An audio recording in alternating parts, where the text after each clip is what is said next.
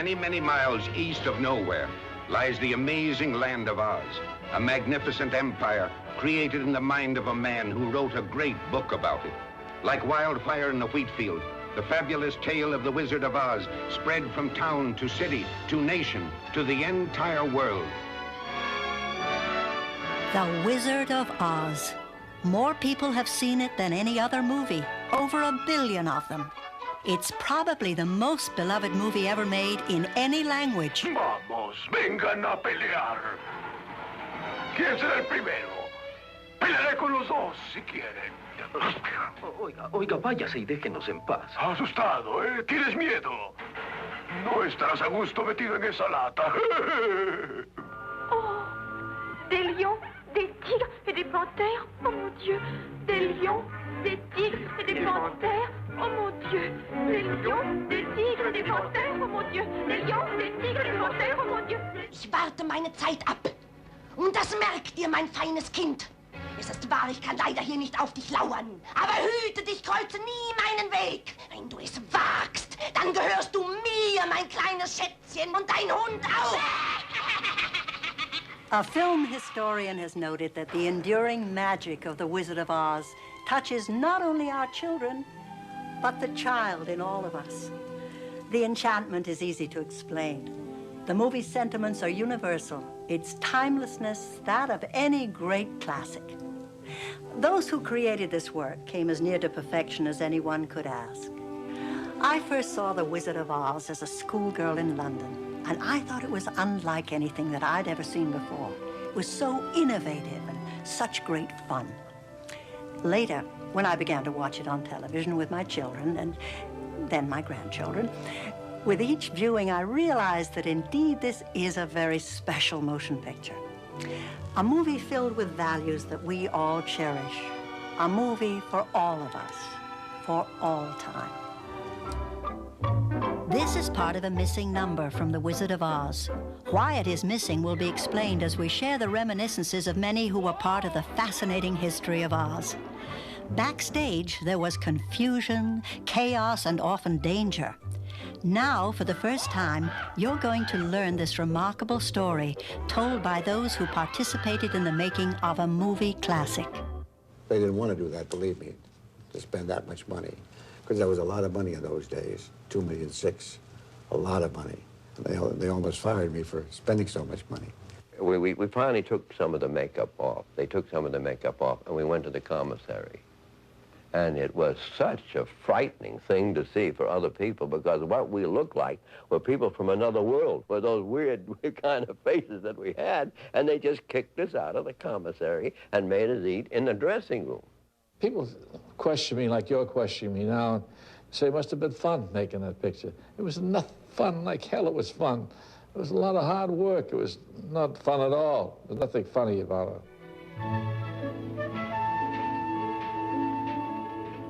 I had to work with 3 very professional men, you know, Jack Haley and Burt Lauer and Ray Bozer. And they had so much makeup on. And they were so busy complaining about their makeups. And each one was making bets as to which makeup was the most difficult all the way through the picture.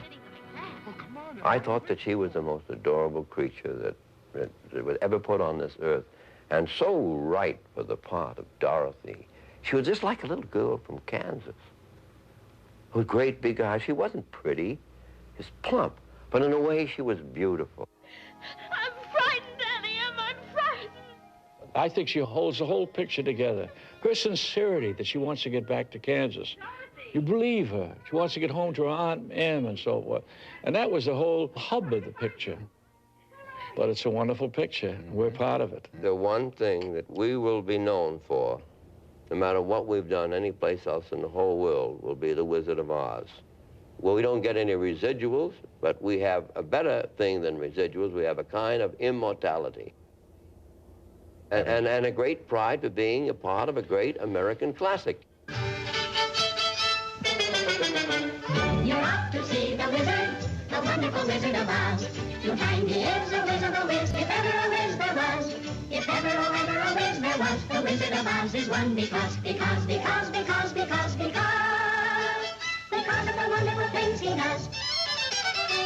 You're off to see the wizard, the wonderful Wizard of Oz.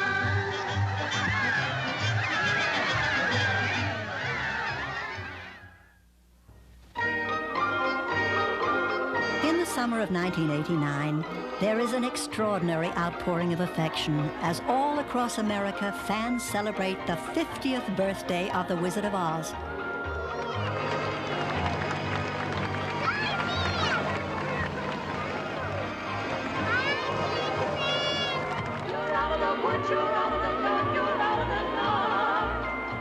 From California to Kansas, from New York to Florida, a timeless movie continues to enchant generation after generation.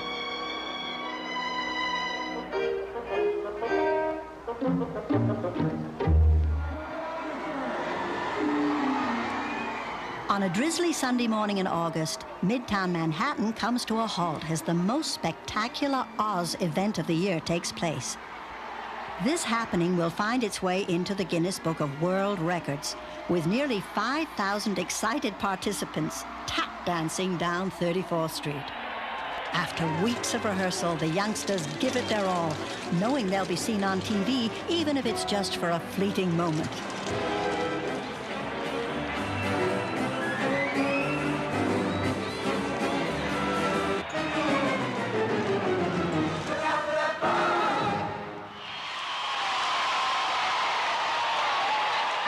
Wizard of Oz on tape. We taped it, and me and my sister watch it at least every day. We've all heard about the several pairs of ruby slippers worn by Judy Garland and how much they've been auctioned for. Anywhere from $15,000 to $165,000. Well, you can forget about those. These ruby slippers, created by the house of Harry Winston for the Oz anniversary, are valued at $3 million because they are made of real rubies. How the Wizard of Oz became a national heritage is a really fascinating story. It all began in 1900 when L. Frank Baum published his classic children's book, The Wonderful Wizard of Oz. Nearly 40 years later, the man indirectly responsible for bringing Oz to the screen was none other than Walt Disney. His Snow White and the Seven Dwarfs is not only 1938's biggest hit, it is the most successful movie ever made to that date. This fact does not go unnoticed by other movie moguls, especially Louis B. Mayer, the highest paid executive in America. He reigns supreme at Metro-Goldwyn-Mayer, a studio that boasts it has more stars than there are in the heavens. When it's suggested that MGM acquire the rights to The Wizard of Oz, Mayer is interested, but he has a problem. His brilliant head of production, Irving Thalberg, has passed away over a year ago. Mayer has been desperately searching for a successor and finally finds him. Mervyn LeRoy, a bright 38-year-old producer-director, seems the perfect choice. LeRoy accepts, and coincidentally, one of the first projects he proposes is Oz. Well, I always wanted to make The Wizard of Oz since I was a little boy. Mr. Mayer called me in and said, look, why don't you just produce this picture? You're so crazy about it. And I said, but LB, I want to direct this picture too. He said, well, I think it's too big for you to do both. But I produced it and I'm very proud of it. To produce a motion picture this complex, LeRoy definitely needs help. He takes on songwriter Arthur Freed as an uncredited associate. Years later, as a producer, Freed's name would become synonymous with the golden years of the MGM musicals. But at this moment, his biggest job is to help LeRoy cast the picture. She has been the biggest star in the world for the past 4 years, and many think Shirley Temple is the natural choice to play the role of Dorothy. LeRoy is under pressure to cast her. However, after hearing Shirley sing at an unofficial audition, LeRoy and Freed decide the demands of the part are beyond the talents of even this amazing 10-year-old. Still, on the off chance that things might change, Shirley seems prepared. I had a very good time in Bermuda with the horse and buggy, but I'm glad to be home. Because after all, there's no place like home. From the age of 2.5, when young Judy Garland began her vaudeville career as part of the Gum Sisters Kitty Act, she had been billed as the little girl with the great big voice.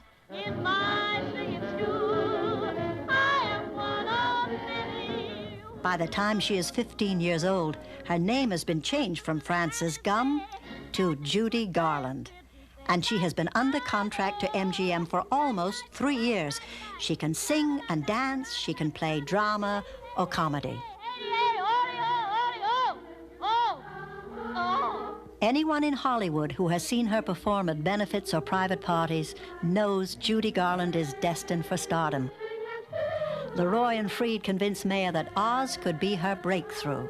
Judy must lose some weight, but the part of Dorothy is hers. When Mama spoke about making The Wizard of Oz, I could always tell what respect she had for the movie and how proud she was to have been a part of it.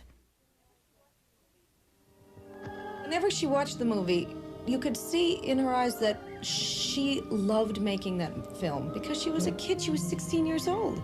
She had a great time making that movie, and it was a happy time. At 22, she was the toast of Broadway.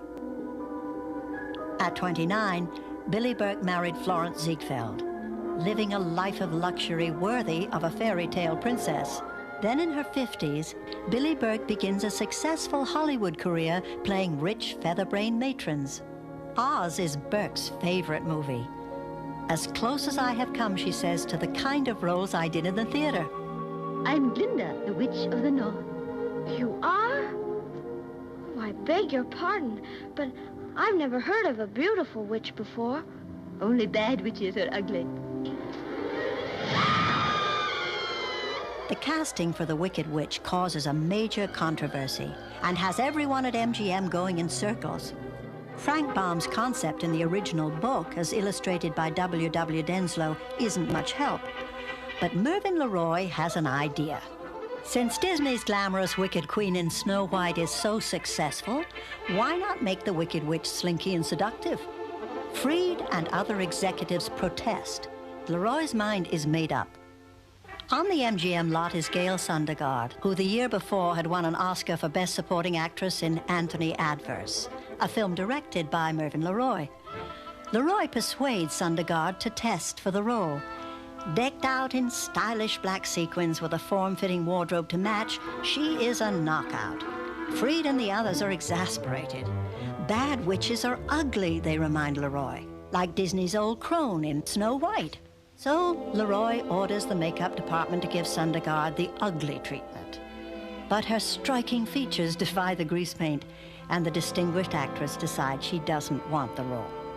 In those days, I was not about to make myself ugly, she says. I have no regrets. Absolutely no regrets. Then you take it and bring it up to your kisser and inhale. A former kindergarten teacher, Margaret Hamilton, is 36 years old and newly divorced. She has been supporting herself and her 3-year-old son as a hard-working character actress. Chicken thieves, eh? Why, we'll gladly pay you for any damage that we've done. All right, $3. So I'd done about 6 pictures for MGM by that time. And one day my agent called and said, Maggie, he said, they're really kind of interested in you. And I said, what for?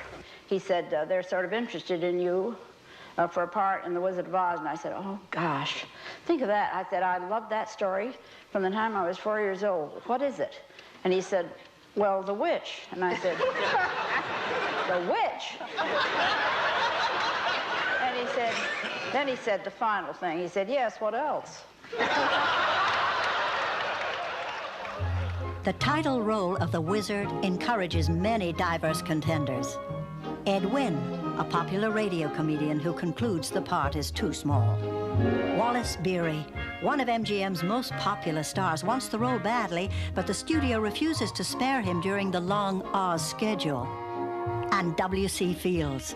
Everyone at MGM is impressed by his recent triumph in David Copperfield, but Fields haggles endlessly over his salary and time runs out. One of MGM's most durable character actors, 48-year-old Frank Morgan, finally wins the role, or rather 5 of them.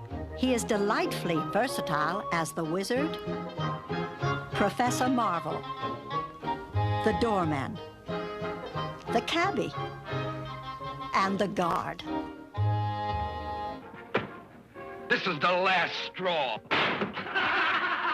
Everyone's favorite choice to play the Cowardly Lion is Burt Lahr, Broadway's leading clown, known for his explosive comedy style. $3,000? Huh, we're rich, we're rich, we're rich! Happy times, boy, happy times, boy. You brought us luck, you brought us luck.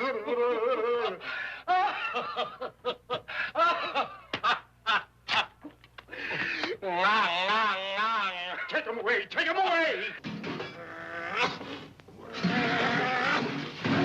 He was a very raucous, loud, energetic, low comic. And really, the only way he could make it in Hollywood, given that energy, was as an animal.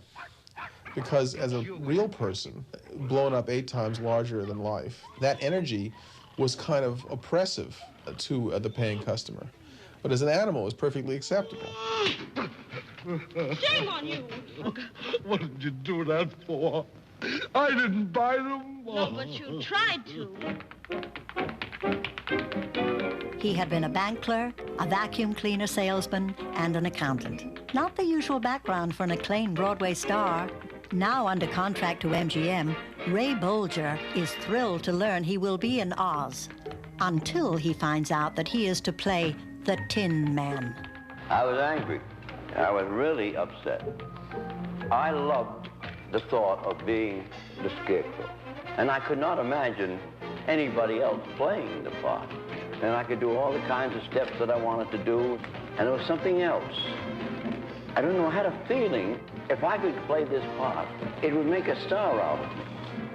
And then my wife and I went up to Mr. Mayer's office, and we fought and fought and fought, and I finally won out.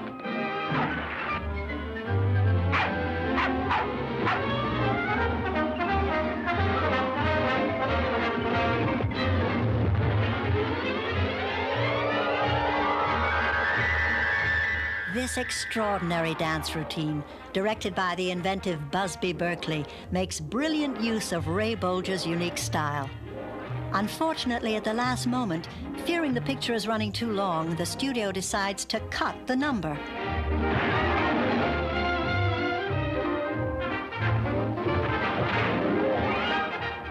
Recently discovered in the MGM vaults, it raises the question, how long is too long?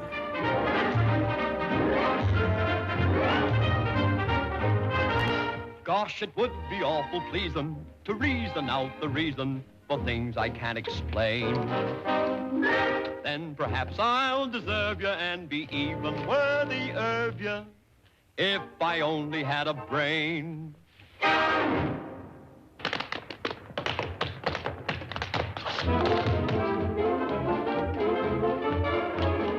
Judy Garland dances with another veteran of the theater, 30-year-old Buddy Ebsen. He has been under contract to MGM for 4 years and doesn't mind at all when he is switched from the Scarecrow to the Tin Man. But his dream assignment turns into a nightmare. They put aluminum dust all over my makeup, recalls Ebsen, and this aluminum dust got into the air, and pretty soon my lungs were coated with it. One night I took a breath and nothing happened. They got an ambulance for me and got me down to the hospital. While Ebsen begins months of recuperation from his near-fatal illness, MGM announces he will be replaced with no further explanation. Ebsen considers this as the worst personal and professional disaster he ever endured. Ebsen's replacement is Broadway and movie star Jack Haley. On loan from 20th Century Fox, he knows nothing of Ebsen's calamity, but Haley's makeup has been quietly changed from aluminum powder to aluminum paste. When Haley reports to MGM, he encounters a concerned director, Victor Fleming. The first day shooting, we had a little talk. He said, Jack, have you thought about how you're going to approach this? I said, sure. He said, how? I said, well, I have a son, 4 or 5 years old. And when I go home at night, he insists that I come up and tell him a story. My thinking is to have that same approach in the character. He said, well, give me an example. Well, a long time ago, I was standing here and it started to rain. That's it. That's it. And it was the right way to do it. But he knew it right away when he heard it. He knew that was what he wanted. Camera's ready. Sound is ready. Places, everybody. Quiet, please. All right, Bill, turn him over. Speed. Playback. 1, 2, 3. We come to see the wizard, the wonderful Wizard of Oz. Here he is, a Wizard of a Wiz, if ever a Wiz there was. After weeks of uncertainty, cameras start to turn. But the troubles of Oz have only just begun. The wonderful things he does. The man who invented Oz, with all its colorful characters, has a life story almost as improbable as his creations. In 1856, Lyman Frank Baum is born to a wealthy family in upstate New York. But once on his own, success seems to elude him. He fails as a store manager, reporter, and traveling salesman. In 1898, his mother-in-law inspires him to write a children's story based on the fantastic tales he constantly invents to entertain his 4 sons and their friends. But first, Baum needs a title. One day, he was sitting at his desk and looking at his filing cabinet, and the first drawer was A to N, and the second drawer was O to Z, which would be Oz. But that would be an excellent title for the imaginary land. Oz becomes a publishing sensation with the first 14 volumes written by Baum.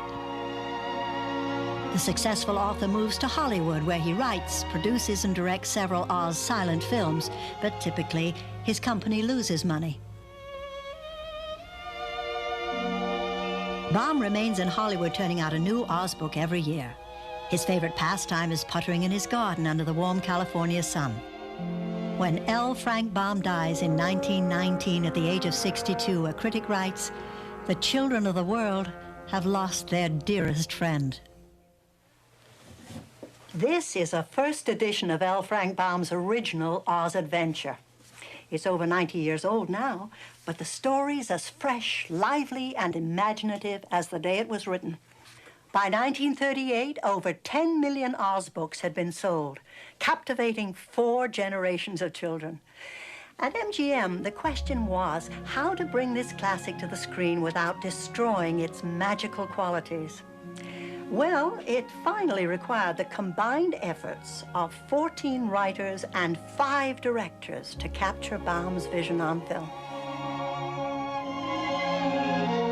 The screenplay is credited to 3 writers, Florence Ryerson, Edgar Allan Wolfe, and a young man who deserves most of the praise. 26-year-old Noel Langley contributes key elements to the script. He changes Dorothy's shoes from silver to ruby. He establishes the fantasy characters as hired hands on the Kansas farm, and he inspires Dorothy to realize there's no place like home. 2 young men from Broadway are assigned to write the songs for Oz.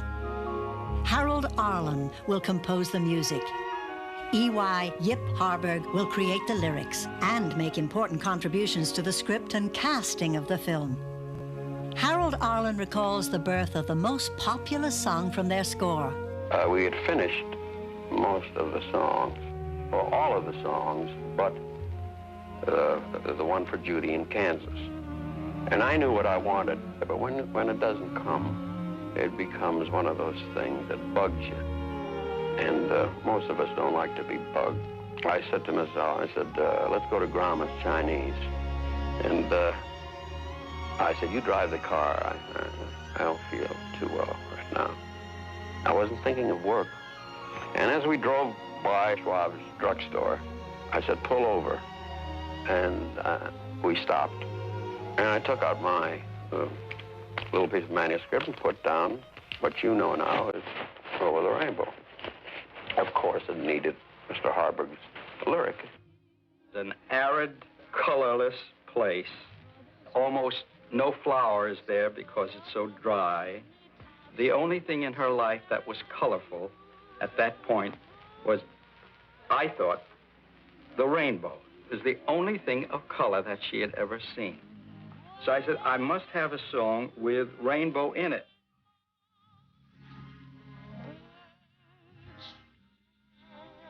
She didn't sit there and say, all right, watch this. I'm going to really blow you away with this.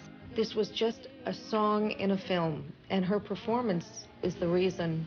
It's the most perfect marriage of a song and an artist that's ever been. When Mama sang Over the Rainbow, she believed in the sentiment of the song with all of her heart. That's why whenever you hear the song, even today, you think of her. It was that personal. It sounds inconceivable, but Over the Rainbow is cut from the film after the second preview. It slows down the picture, some executives complain, and they consider it undignified for an MGM star to sing in a barnyard. But good sense finally prevails, and the song is restored. While the movie shuts down to recast Buddy Ebsen's part, Mervyn LeRoy studies the results of the first 2 weeks of shooting. LeRoy feels that director Richard Thorpe's footage lacks the childlike quality the film needs, and Thorpe is reassigned. Director George Cukor has a few days open before starting Gone with the Wind and agrees to help out.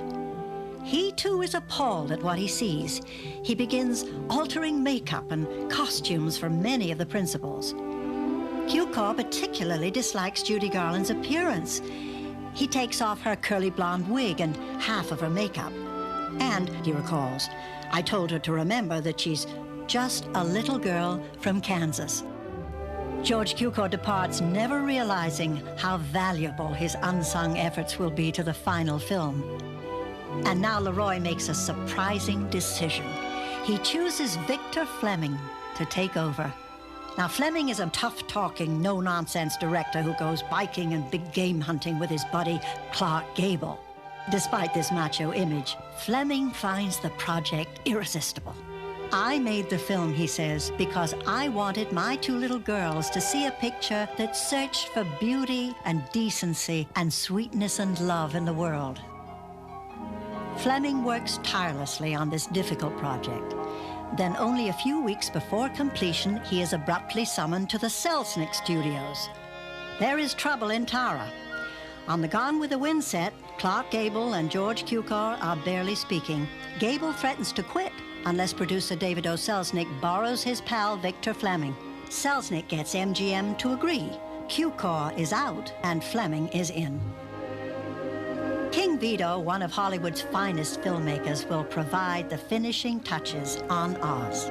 Sometimes we'd being in the studio and knowing the director, and the studio would ask you to take over.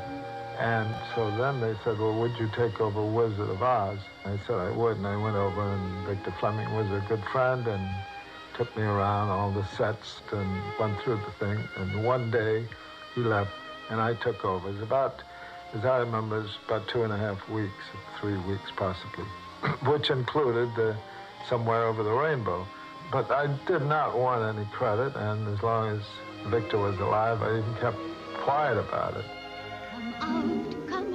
Another element of Oz falls into place when over 100 little people march into MGM, the first and last time that such a unique gathering would take place.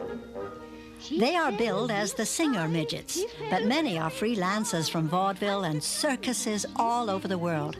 Only a few are rowdy, most are enthusiastic, and studio workers will never forget them. Munchkin memories are very special.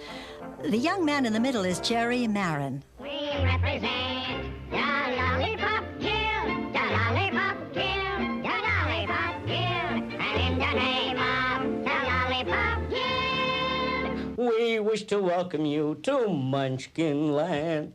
And that's when I handed Judy Garland the lollipop.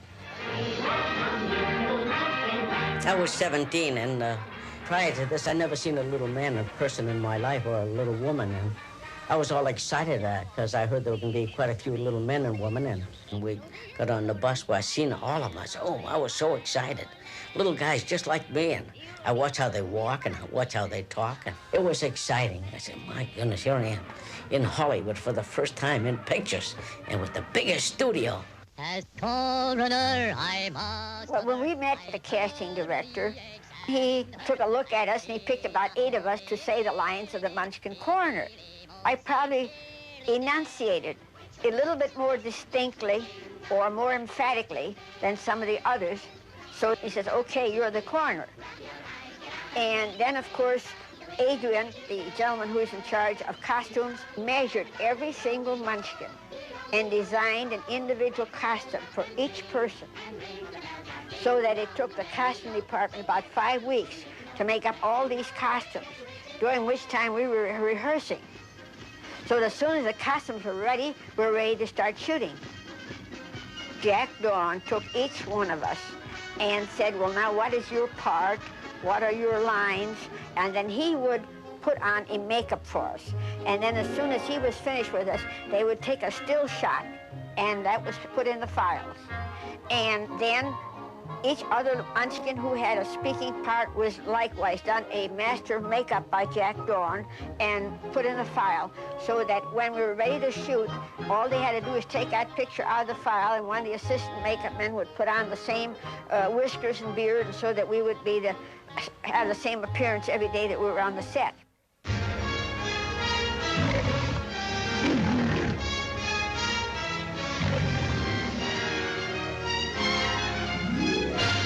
He's known as Leo the Lion's best friend. A. Arnold Gillespie, everyone calls him Buddy, is Hollywood's dean of special effects. And Oz presents him with his greatest challenge. Buddy Gillespie must create a dazzling array of special effects, many of them never before attempted. A floating farmhouse and a floating head. A melting witch and flying monkeys. Fireballs, talking trees, and a terrifying tornado. Ever wonder how this special effect was accomplished? Gillespie drops a miniature farmhouse from the top of a soundstage.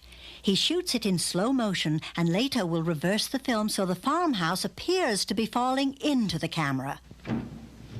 The floor of the soundstage is painted to look like a Kansas sky with some dry ice vapor for clouds. The most astonishing illusions often have the simplest explanations.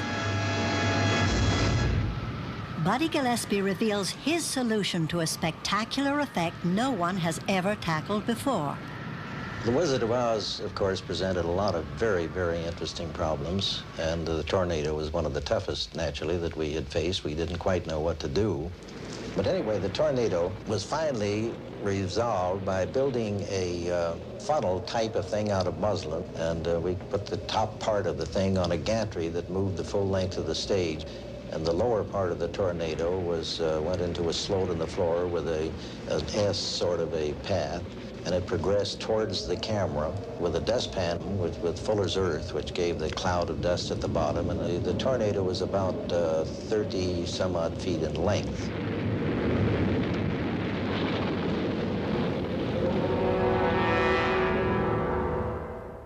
From one standpoint of the work was that the hours were long and the time off from work was short. During this period, we had to have our dinner, sleep, and get back up again at 5 o'clock in the morning. We hardly ever arrived home earlier than 7:30 or 8. So you see what a short time we had.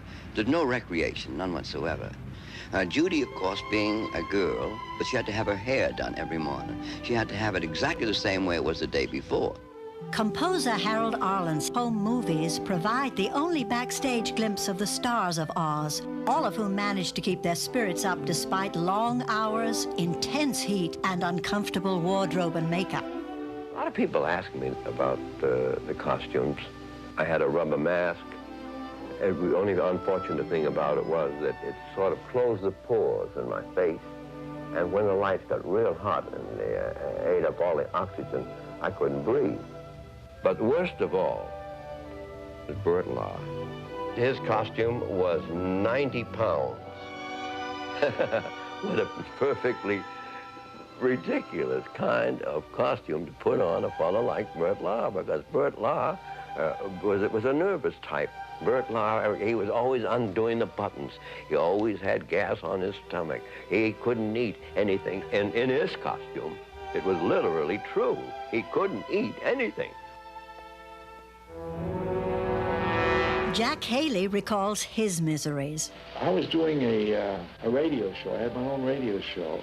And staying up late with the writers. So I had to be on what they call a reclining board. And I would go to sleep as soon as I got on the reclining board. And Bert Lahr said, that Haley can sleep on a beat whip. In a film that is breaking new ground, there are all sorts of unexpected accidents and injuries. For Margaret Hamilton, Oz is a frightening experience that she will always remember. It was the end of my first scene of the picture. And she pulls around and stands on this little elevator that went down slowly or went down fast. In this case, it dropped out from under me. It left my feet, and I followed it. And it went just like clockwork, and that's the one you see. The first one we did. Then we came back from lunch, and everybody again is tired. It was all just one mistake after another. And I stepped down, smoke all came up, and I went down. I felt just something warmth on my face. And then there were some dropping things burning, and I thought, what in the world is that? I had a wonderful young man, Jack Young, who really saved my life. He was right there and grabbed a hold of me, and we ran to the first aid station on the set, and where he began working on my face to get the makeup off. We didn't know this until really the next day, but I had a 2nd degree on my face and 3rd on my hand. After he got the makeup off, which was very traumatic for me because it just hurt so much. I was just, you know, you sort of tremble. You just can't help it. I was just shaking with it. And finally, he got through, and he said, oh, I know it's been awful, honey. He said, but I'll tell you about it. Right now, I want you to know that there's copper in that makeup. And if I didn't get that off, it would have gone on eating into your face. The house began to pitch, and the kitchen took a hitch. The legends of Munchkin mischief begin almost immediately. Most stories are greatly exaggerated. Some are true. An eyewitness is 31-year-old MGM contract player Robert Young. What's kind of interesting when I look back now, I always thought of a major lot as like a small town. And these Munchkins, they were all over the place. And so many of them, I lost track, I don't know, 100 or something like that. And wonderful little people, I just loved them, adored every one of them. But they were all over the place, and they were hiding under benches, and they come out of the bushes, and they were climbing upstairs and falling downstairs, because as soon as the director said cut, they went, you know. When we were doing the picture, they tried to restrict us because, don't forget, you got about 125 midgets, and they were all curious. And there were 2 brothers. They were a little bit drunky, you know, but not on the set, though, believe it or not. There was one other little gentleman. He drank quite a bit, but he was very quiet. He was the perfect image of a midget, you know. Hamburg hat, the little cane. I mean, he was cute as a Bugsy. Boy, could he drink. No, they didn't have much time. We worked 6 days a week, from 5 in the morning till about 6 in the evening. The only day they had off was Sunday. So it was 90% fabrication. It makes for good copy, I guess. Judy Garland's children, Liza Minnelli and Joey and Lorna Luft, have personal insights into the Munchkin adventures. The stories proliferate with their mother's occasional appearances on the Jack Paar TV show. I see. Well, what about the Munchkins? Well, how about that? What? The Munchkins. Munchkins. What? Yeah. Were they little kids or were they little men? Drunks. They were little drunks?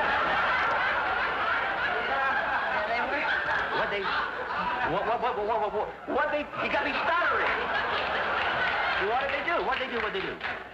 What did they do? Well, one of them, who was about 40, a gentleman asked me for dinner, and I couldn't say, I don't want to go out. I can't because you're a midget. I just said, no, my mother wouldn't like it. Come on, bring your ma, too, you know. How big was he? About 2 inches high. Our mother had an amazing sense of humor, and anybody who really knew her knew what a funny, bright, witty raconteur she was, and her vocabulary was immense. And she had a way of telling a story. She could change anything. So anything that she talked about would become an epic joke, almost. And we used to love to listen to her. And she did that several times, telling stories about the Wizard of Oz. And they have since passed into myth. I mean, people believe a lot of the things that she has told, which in fact, we know are not true. Whenever we do that little dance, up the yellow brick road. Yeah, I remember that. I was supposed to be with them. Yeah. You know. They'd crowd you out. They'd shut me out. They'd close in the three of them, and I would be in back of them dancing. And I wasn't good enough, you know, to say, wait a minute. And so the director, Victor Fleming, was a darling man. He was always up on a boom. Would say, hold it, you three dirty hands! Let that little girl in there. Another tall tale by Judy Garland. New Year's Day, 1939. The Wizard of Oz still has 3 more months of shooting, but the MGM publicity department is wasting no time. An elaborate float makes a grand appearance in the Tournament of Roses parade, and thousands of children get an eye-popping look at their Oz fantasy characters come to life. Judy Garland endures an endless barrage of interviews, radio shows, and silly newsreel appearances. It's a double privilege, Selma and Jeanette, to be able to congratulate you on being elected co-presidents of the Twins Club of Greater New York. Thank you, Judy. Get on your mark. Get set. Go. Even Judy Garland's 17th birthday party becomes a public event. She and Mickey Rooney are the newest rage among teenage moviegoers, and their boss, Louis B. Mayer, is well aware of it. The studio sends Judy and Mickey to New York to open the film. As innocent commuters scramble for their trains, Grand Central Station becomes a madhouse. The much-publicized arrival causes a near riot. 10,000 screaming fans are held back by an emergency squad of 250 patrolmen and 25 detectives hastily summoned to maintain order. But despite the heat in the bedlam, Mickey and Judy survive. When the Capitol Theater opens its doors, over 15,000 people are in line, circling the entire block. After each screening of Oz, Mickey and Judy perform a specially prepared musical comedy act. Garland and Rooney and Oz break all attendance records in one of the most successful launchings of a film in history. Wherever they appear, New York audiences go wild. One reporter says, "These kids are the biggest news since Lindbergh came home." At the New York World's Fair, Mayor Fiorello LaGuardia gives Mickey and Judy a guided tour. Mr. Mayor, that looks like we're going to move in. You bet a lot. You move in, you tell the kids, hey, what do you think of this fair?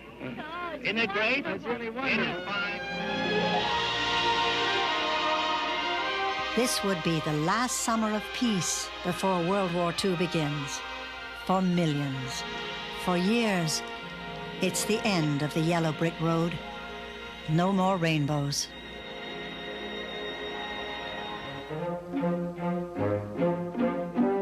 In 1939, 85 million Americans go to the movies at least once a week. Now that's an incredible 65% of the population. But what a selection they have. Most movie critics and film historians agree that in 1939, Hollywood produced more classic films than it did in any other year. Oz must compete for its audience against movies like these.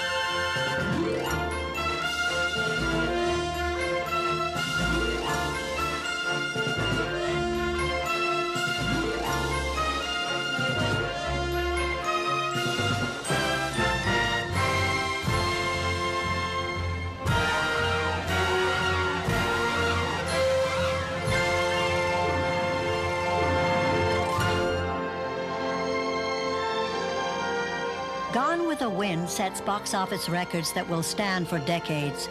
But The Wizard of Oz, MGM's costliest film to date, loses money in its first release. Yet there's still a chance for glory. Oscar night, February 29th, 1940. This evening, the rivalry is especially strong. Academy voters have been presented with a nearly impossible task: how to choose the winner when there are so many winners. Oz has garnered an unexpected 5 nominations, including Best Picture. But Gone with the Wind, boasting a total of 13 nominations, is the odds-on favorite. It would appear that David O. Selznick and Vivien Leigh are shoo-ins in their respective categories. Still, the Oscars have always been an evening of surprises, and the other nominees pray for a miracle. Master of Ceremonies Bob Hope sets the tone for the evening. Thank you, ladies and gentlemen. Really, I think this is a wonderful thing, a benefit like this for David Selznick, and I want to tell you... No one is really surprised when Selznick's team dominates the ceremonies with an unprecedented 8 Academy Awards, including Best Director for Victor Fleming, who probably would have been nominated for Oz had he not also directed Gone with the Wind. Ironically, it's Fleming's other producer, Mervyn LeRoy, who presents his Oscar, but Oz is not altogether out of the running. Herbert Stothart wins for his brilliant musical scoring, and Harburg and Arlen win for their song, Over the Rainbow. As the evening winds down, the most requested song is Over the Rainbow, reminding both winners and losers that there are new dreams they can dare to dream. But not a soul in this room can possibly conceive what the future holds for the Wizard of Oz. Toto, I have a feeling we're not in Kansas anymore. After its initial release, Oz would appear occasionally through several reissues and kiddie matinees. And then in 1956, along came television. For the first 2 decades, most viewers could only see it in black and white, which didn't stop the millions who had never seen it before from falling under its spell. You know, it's interesting how you can watch a bad movie, and once is enough. In the case of The Wizard of Oz, 100 times may not be enough. Someday I'll wish upon a star and wake up where the clouds are far behind me. For the next 30 years, Judy Garland makes successful appearances all over the world, and memories of The Wizard of Oz are never far away. No performance would be complete without Garland singing Over the Rainbow. In a letter to Harold Arlen, Judy writes, "Over the Rainbow has become part of my life. It's so symbolic of everybody's dreams and wishes that I'm sure that's why some people get tears in their eyes when they hear it. I've sung it thousands of times, and it's still the song that's closest to my heart." I think it's endured because of people's dreams and because of the possibilities. And because that there may be some place over the rainbow, that everybody wants to find something better, and even if it's more colorful or more outrageous or scarier and everything, you end up wanting to go home. And then, you know, that's the best place you can be. After all of the things that you learn, no matter how beautiful everything else is, home is what matters. Why, oh, why can't